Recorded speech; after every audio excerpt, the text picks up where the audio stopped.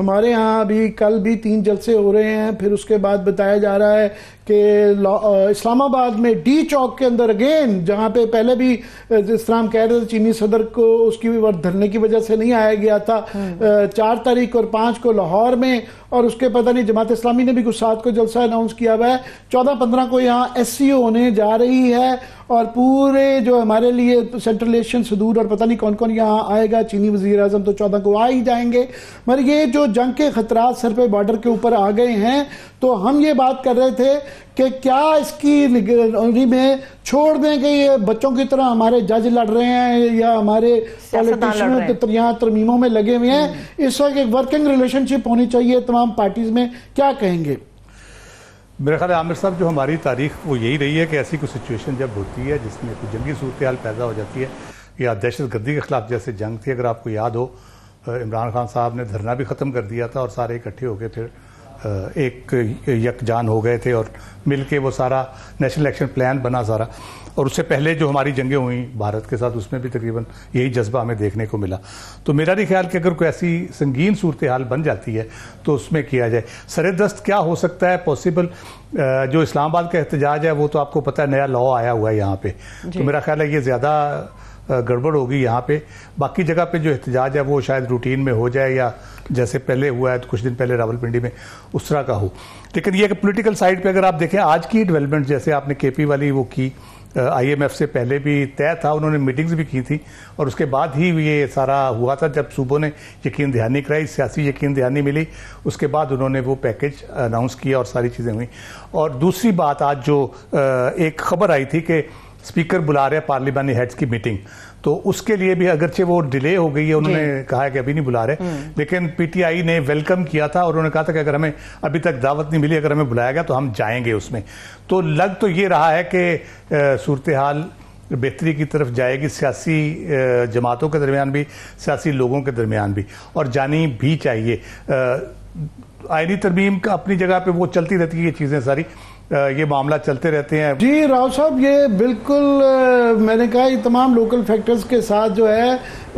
अब ये मेरा तो क्योंकि ये मेरा ख्याल आज कोई भी सो नहीं सकेगा, आज की रात ये देखना होगा कि क्या होता है। जागते रहने वाली रात है ये, अल्लाह खैर करे। मगर उसमें PTI का उनका ये कहना है कि हमने आगे बहुत स्ट्रेन दिखाया मगर हमारे लिए हालात बुरे ही होते जा रहे हैं। अब तरमीमें भी आ रही हैं, मिलिट्री कोर्ट्स की भी बात हो रही है और उसके अंदर जो है उनके लीडर को टांगने की बातें भी हो रही हैं। तो हमें तो ये वो कहते हैं कि हमने पिंडी का आगे भी जो है ना, इसी क्रिकेट की वजह से, ज़ाहिर याद रहे कि इमरान खान क्रिकेटर हैं, तो वो उन्होंने मनसूख कर दिया था, जिसके बाद उनको वो कहते हैं ताने दिए गए कि बुज़दिल हैं, डर के मारे नहीं आए। तो अब ये मैंने जिस तरह कहा, ये ज़्यादा हुकूमत पे और मुक़तदरा पे है कि वो क्या कैसे इसको हैंडल करते हैं। राव साहब देखिए, दोनों तरफ से ये सूरत हाल जो है ना उसको बेहतर करने की ज़रूरत है। से PTI सुबह डिसाइड कर लेती है कि जी ठीक है, हालात बड़े ख़राब हो गए हैं और रीजन में बड़ा एक जंग छिड़ने की सूरत पैदा हो रही है, या फॉर दैट मैटर के यकजहती के लिए ही वो कर दें कि जी ये जो कुछ हो रहा है सारा तो हम ये पोस्टपोन कर रहे हैं। तो क्या गवर्नमेंट जो है वो जवाबी बयानात या जवाबी इक़दामात वो भी वक्ती तौर पे रोक लेगी, या वो बगावत के मुकदमे और जो मामला चल रहे हैं, अभी छापे भी आज हमने देखा पढ़ने शुरू हो गए थे, वो उसी तरह चलते रहेंगे? क्योंकि सूरत हाल तो बहुत संगीन है। मैं एक कमेंट इस पर कर दूँ, जो ओवरऑल सिचुएशन डेवलप हो रही है, अनफोल्ड हो रही है, मैं कहूँगा कि इसमें अनटिल एंड अनलेस कोई इंटरनेशनल एजेंडा ना हो तो ये मेरा ख्याल है बहुत लंबा काम नहीं चलेगा। 2 स्टेजेस इसकी हो सकती हैं, या तो फौरी तौर पे संजीदगी को देखते हुए इंटरनेशनल पावर्स कूदेंगी इसमें, फौरी तौर पे इसको रुकवाएंगी, या फिर इसराइल को शायद इतना मौका दें कि वो ईरान की जो अहम इंस्टॉलेशंस है उनको टारगेट कर सके। तो अगर तो ये फैल जाती है फिर तो ऑब्वियसली हम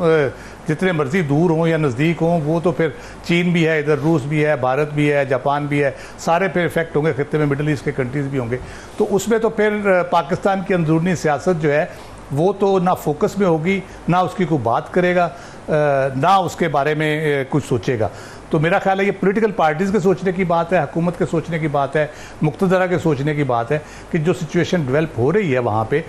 उसको मद्देनज़र रखते हुए सारे लोगों को स्टेप बैक जो कहते हैं ना, एक कदम पीछे लें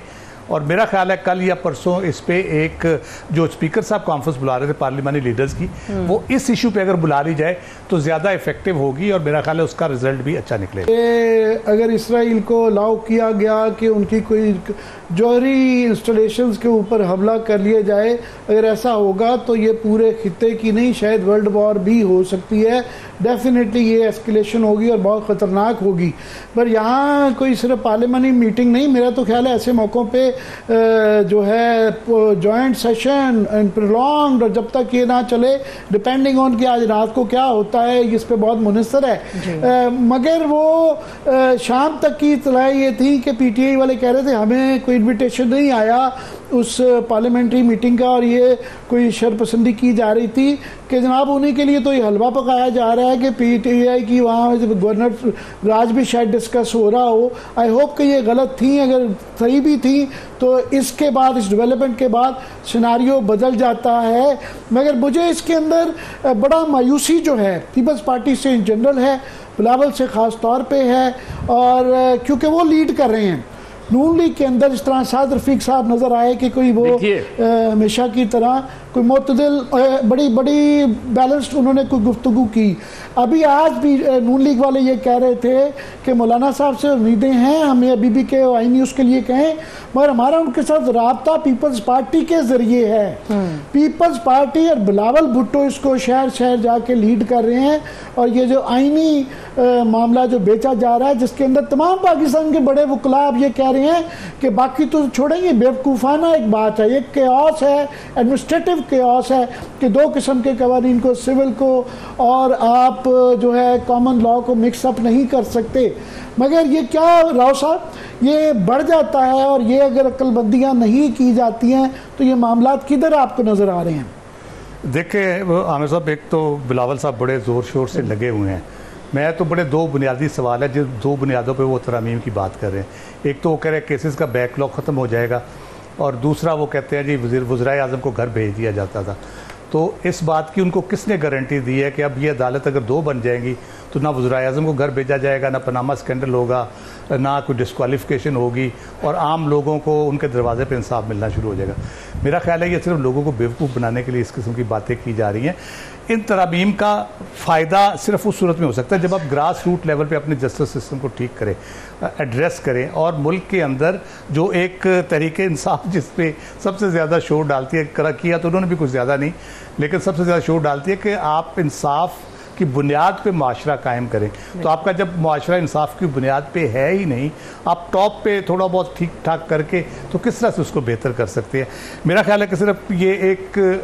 कोशिश है, शायद को मुकाबला लगा हुआ है नून और पीपल्स पार्टी में कि आईनी तरामीम कौन पास करवाता है या कौन कामयाब होता है, तो इस किस्म की गेम लगती है। अदरवाइज़ कोई मुझे इसमें संजीदगी बिल्कुल नज़र नहीं आ रही। जिस किस्म की तरामीम ये इंट्रोड्यूस कराना चाह रहे हैं, जिस किस्म के काम ये करना चाह रहे हैं, जिस तरह 63A के हवाले से वेट कर रहे हैं कि जी लोटे बनाने का मौका मिले इनको तो फिर ये फौरी तौर पे काम दिखाए, तो ये कॉन्स्टिट्यूशनल अप्रोच है, ना आईनी अप्रोच है, ना इंसाफ पे मबनी अप्रोच है। एक पार्टी का बंदा जीता, उसको आप पकड़ने के लिए तैयार बैठे हैं कि जैसे सुप्रीम कोर्ट आर्डर देगी हम जाकर उसको पकड़ लेंगे।